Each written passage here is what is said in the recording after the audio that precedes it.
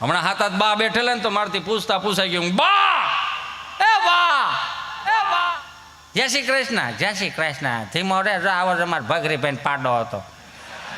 મેં કીધું હા પણ જય શ્રી કૃષ્ણ, જય શ્રી કૃષ્ણ. શું છે? મેં કીધું બા તમે હાથ હાથ બા બેઠા છો કંઈક વાતું કરો ને. હે મેં તમે હાથ હાથ બા બેઠા છો કંઈક વાતું કરો. કોની કરવી આજ બધું હાજર છે. એકાદી આખા પાછી તો બહરાટી બોલાવા. કેવું એમ આ કાચા માલવાળાને કપડાં ખખેરવા પડે, પાકા માલમાં વી આવો. પેરેગોનના સંપલ હોય, માછલા આકારના સંપલ પેન્યું ન હોય.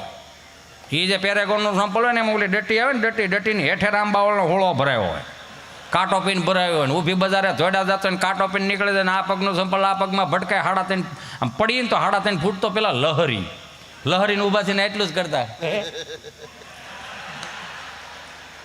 અને 150 ફૂટ જે સેટા દઈને તમે અમારા કપડાં ખખેરતા. હું કામ અમે ન ખખેરે તો મારો બાપ ખખેરે.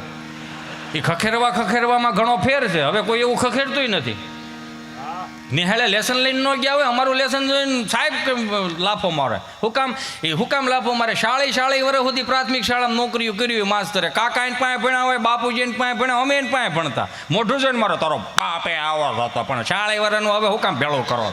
હવે તો નોખું કરો. આમાં હું એકને એક વસ્તુ પેડારી હોત તો એ અમારે મૌખિક ફરિયાદો આવતી.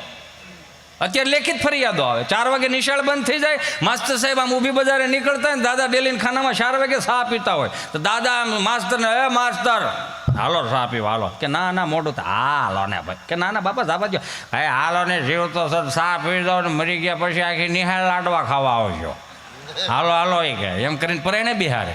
પછી ચા પીતા હળુક નારાયણ દાદા પૂછે, હે માસ્તર હા આ અમારા ફળિયામાંથી અડધો ડઝન જે ભણવા આવે છે એમાં કેટલા હાલે એમ છે? તો માસ્તરે એવા 4 હાલે એમ છે, 2માં ખર્ચો છે. તો જે 2માં ખર્ચો હોય ને એમાં નિહાળે તો સર્વિસ થઈ ગઈ હોય, પછી વાળું પાણી કરીને જનરલ સર્વિસ થાય. અને જેની જનરલ સર્વિસ થઈ છે ને એ જવાબદારીઓ લેતા શીખી ગયા છે. મૂંઝાતા નહીં, અમે બેઠા છીએ, ચિંતા ન કરતા. સહજ છે આ.